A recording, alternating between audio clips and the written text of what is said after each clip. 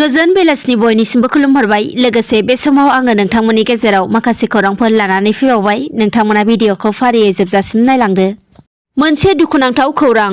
हाग्रानि मैदेर गाग्लोबनायजों सासे बर' सुबुंनि जिउ खहा आरो सानै सुबुंनि गोब्राब जोखोम। खौरांनिफ्राय मिथिनो मोननाय बायदिब्ला बे जाथाया बाक्सा जिल्ला तामुलपुर महकुमानि बारबुथा सिमानि कुमारिकाटा हाग्रा बिफाननि मावखुलिनि सिङाव थानाय फाटकिजुलि फुफरटला गामियाव जानानै थांदों। मिथिनो मोननायाव बे जाथाया दिनै फुंबिलिनि 4 रिंगासो समाव बिसनायाव उन्दुबाय थानाय थासारियाव सनजित बसुमतारी 35 बोसोर बैसोनि सासे सुबुंखौ हाग्रानि मैदेरा फैनानै गाख्रेबलांदों होनना खौरां मोननो हादों आरो बेजोंनो लोगोसे बिथांनि बिसि रंमला बसुमतारी आरो बिथांनिनो फिसाजो निदासा बसुमतारीनि देहायावबो मैदेरनि गाग्लोबनायजों गोब्राबै जोखोम जादों होनना खौरां मोननो हादों आरो बिथांमोनखौ फाहामथायनि थाखाय GMCH सावस्रि फाहामसालियाव थिसननाय जाबाय होननानैबो मिथिनो हाबावदों। गुबुन फारसे मैदेरनि गाग्लोबनायाव जिउ खहा जानाय सनजित बसुमतारीनि गोथै देहाखौ पस्टमर्टमनि थाखाय मुसलपुरसिम लानानै थांदों होननानैबो मिथिनो हानाय जादों।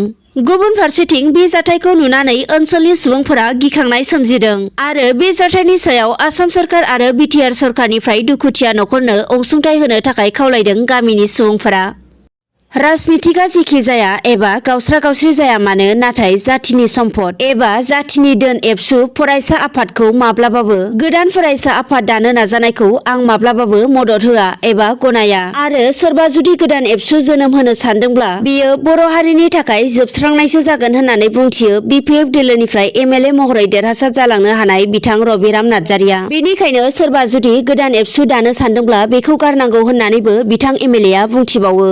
मख'नो गोनांदि गोदान एबसु एबा फरायसा आफाद दाफिननो नाजानायनि सायाव खौरांगिरिफोरा जेब्ला MLA रबिराम नार्जारिनाव सोंथि खालामदोंमोन अब्ला बे गोख्रों रावखौ MLA बिथाङा बुंथिदोंमोन।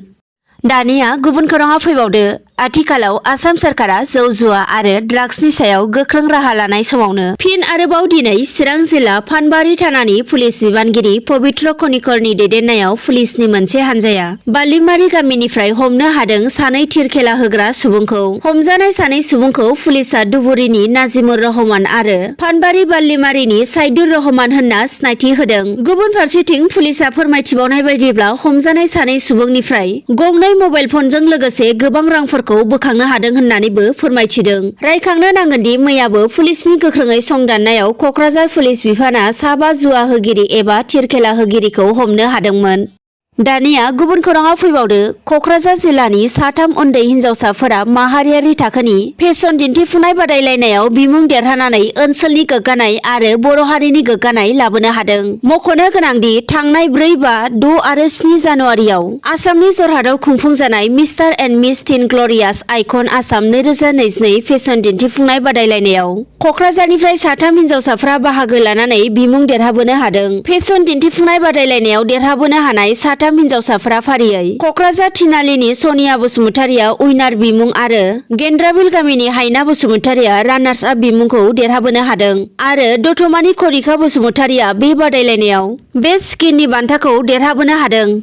हादराव कर'नानि बिबाङा बांबोफिननो हमदों। बे समावबो खौरां मोननो हानाय बायदिब्ला मिरु रैखाथि मन्त्रि राजनाथ सिंहनि देहायावबो कर'ना भाइरासखौ मोननो हादों। बिथाङा गावनि टुइटारनि गेजेरजों गावनि देहायाव कभिड पजिटिभ मोननो हानायखौ फोरमायनानै होदों। खौरांनिफ्राय मिथिनो मोननायाव बिथाङा दा हम क्वारेन्टाइनआव दङ। गुबुन फारसेथिं बिथाङा साननैसो सिगाङाव जायफोरनाखि गावनि खाथियाव फैदोंमोन बिथांमोनखौ देहा आनजाद खालामनो थाखायबो खावलायहरदों। मख'नो गोनांदि माखासे सान सिगांनिफ्रायनो हादराव दासान्दि कभिडनि सन्देरनाया हरखाबैनो बांबोबाय थानायखौ नुनो मोनबोबाय थानाय जादों।